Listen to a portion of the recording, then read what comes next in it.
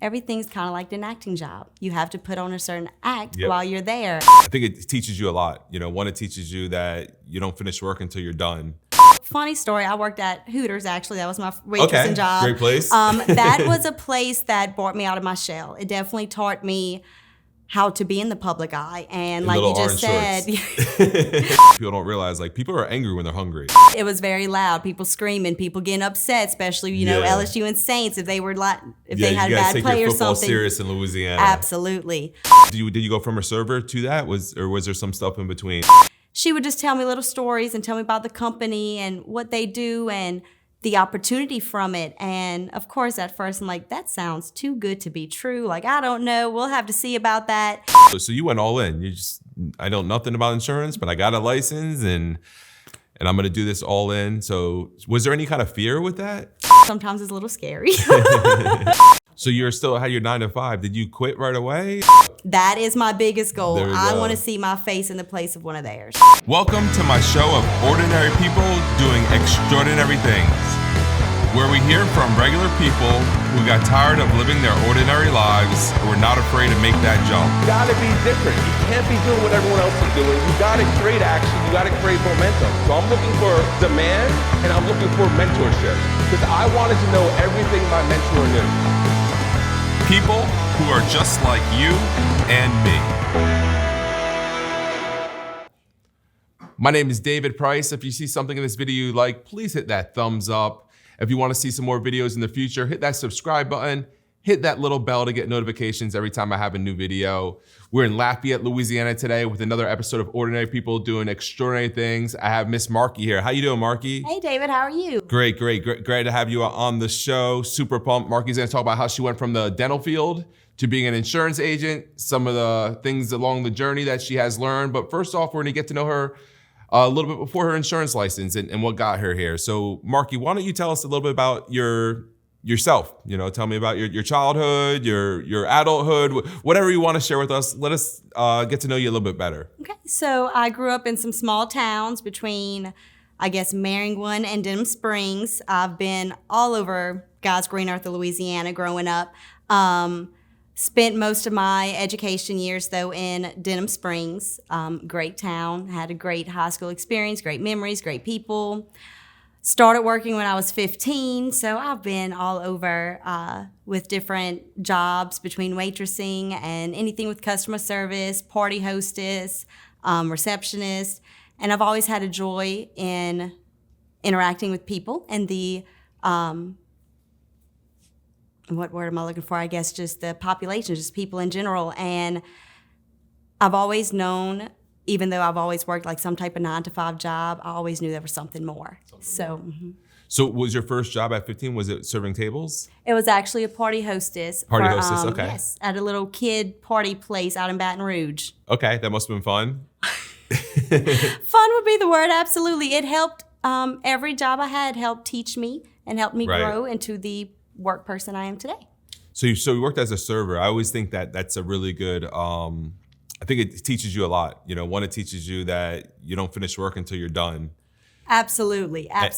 And it's really like being an entrepreneur because, right, the place you're working for doesn't really pay you that much. They want their customers to pay you, right? And the more customers you see and the better job you do, the more money you make. So you actually have a little chance to increase how much money you make, right? Depending on how good you are at your job. How long were you a server for? Oh, probably about 4 or 5 years. Okay, so you did that for a while. Okay. Yes. So I always think servers make good insurance agents. Okay, yeah. I see that. I could see it definitely. So funny story, I worked at Hooters, actually. That was my waitressing job. Great place. That was a place that brought me out of my shell. It definitely taught me how to be in the public eye. And like you just said, yes. So I started out as a hostess there. So I got to get familiar with the environment. Before I got to choose, to wear that outfit and be that. Yes. Thankfully, I don't have to do it now because they're making some changes to that outfit. And whoo-wee. I'm sorry for those girls sometimes. But anyway, off subject.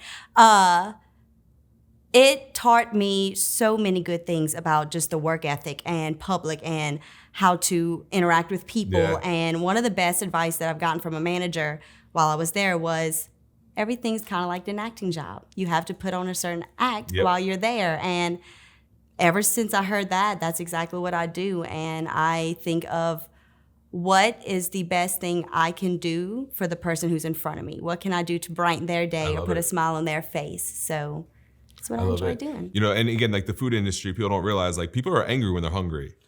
Right. I worked in a small mom and pop pizza place. That was one of my first jobs. And yeah, I like people could be angry when they're hungry. So, you know, learning to deal with people, learning to deal with hungry, angry people. Yes. Messing up orders, whether it's your fault, the kitchen's fault. I believe it gives you a lot of skills. And I think that, that's probably one of the reasons why you're such a great agent. Absolutely. It definitely teaches you how to handle a lot of things at one time and handle a lot of pressure at one time, and also have people, like, we would do football games there, and the atmosphere was so much fun, but it was very loud, people screaming, people getting upset, especially you know LSU and Saints, if they were they had a bad play or something. Serious in Louisiana. Absolutely. So it definitely taught you how to, I guess, work under pressure, and you had to learn that if you had a bad customer, you had a bad moment or a bad table, you couldn't let anyone else see that. You had to handle it, keep that smile on it, and push forward. And I look back and I see all those things I learned from that job. And it's definitely, like you said, helped me with the insurance agency and learning how to get out there. And even if I have a bad moment or I get upset with myself or something, just to keep pushing through. And it really, truly is all about mindset. Absolutely. I love it. So you worked as a server for quite some time. Then you got into the dental world. Yes. So tell us a little bit about, did you go from a server to that? Was there some stuff in between? In between, I was anywhere from a receptionist to I worked at a daycare for a little while. Okay. Each job I had Like children. for at least. I feel like you're always leading back to children. It was either children or waitressing. That's it. It was between Which is the those same two. thing, right? Yes. But I got just the opportunity. I never dreamed of working in, the dental field, and with the way my life played out, God closes one door, he opens another one, and that's exactly what happened.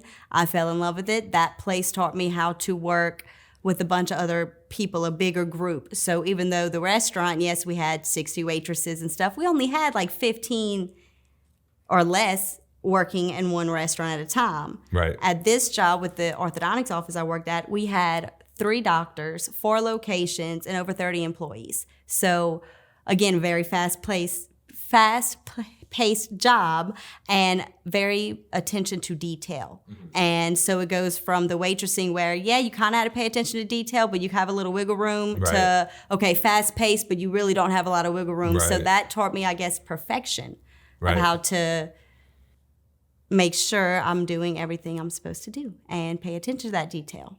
Awesome. So you did that, and you did that for 5 years, I believe. Mm-hmm. About 5 years. About 5 years. Mm-hmm. Okay. So one, it's good that you could hold jobs for a long time. That's another good way to be successful at something.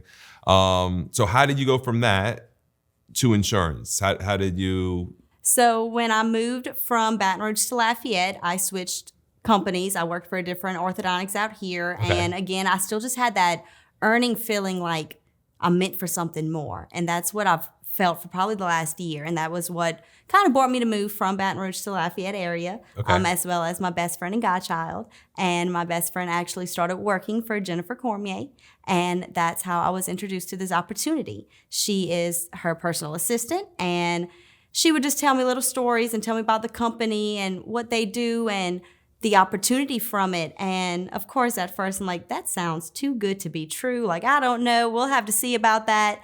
So after her working with Jen for about a month or two, I finally was like, you know what, let me go sit down. Like, I'm really not feeling this orthodontic field anymore. I'm really ready to spread my wings and see what else I can do in the world. I want to be where I can help people. I want to do good. And it's nice to have a pretty smile and pretty teeth, but I wanted more. And sat down and talked to Jen, and I mean, within the first 5 minutes, I knew that's where I was supposed to be, and I knew that's exactly what I was asking for. Something that could help people, something that I could get in front of people and have that interaction that I loved so much, and get in touch with people on that personal level, but also help them at the same time. So that's definitely kind of how I made that switch. And I know my first week of doing the insurance agent, I called it, I said, oh goodness, this is going to bring out everything that every fear, every flaw that I ever thought I had. I was like, but at the end of this, I've always been able to have that vision on the end. I've always seen that from the first time I talked to Jen, and that's what I hold on to. No matter what trials and everything I go through in between, from my car wanting to break down every other week, everything just with life in general, being a young adult, figuring that out. Right. I know that this is exactly where I'm supposed to be, and it's helping shape not only the insurance agent in me, but the person in me. So I'm very appreciative and grateful for this opportunity. So you talked about Shelby. I'm not sure if you said her name, right? Shelby's Jen, Yes, your best yes, friend, Jen's yes. personal assistant. And, just want to plug Shelby. Shelby does an amazing job, her starting with Jen and just, me and her communicate quite a bit. And you got a really good best friend. I think she's been The an best. asset for Jen. So big bravo to Shelby. If Shelby, I'm sure she'll be watching this. So. Go best friend. That's my best friend. So awesome. All right. So now you got to get your insurance license, right? How was that process for you? It was really pain-free. A lot easier than you expect, It right? was a lot easier than I Right. expected. I signed up for the course. I think I started in June, and the test and the course and everything was very easy. I followed what I was supposed to do. I read the material. I was advised that as soon as I finished the material to go test. So, Right. I scheduled my test like the day after Yeah. I did it. That way it was all fresh in my way to do it. head. Yep. The long process was the scheduling from taking my test and then getting the fingerprints, because in it, just happenstance, they happened to be closed one day. I was still working a 9-to-5 job. Right. It wasn't available. So that took a little longer process for me to actually get my license. But once I got my license, I got it at the end of July, and I was up and running by August 2nd, the first Monday of August. And So you still had your 9 to 5. Did you quit right away or? so as soon as I signed up for the course is when I talked to them. They were actually about to further my education, and I realized that if they furthered my education and I left after that, I was going to owe them for that course that they were going to. Okay. Yeah.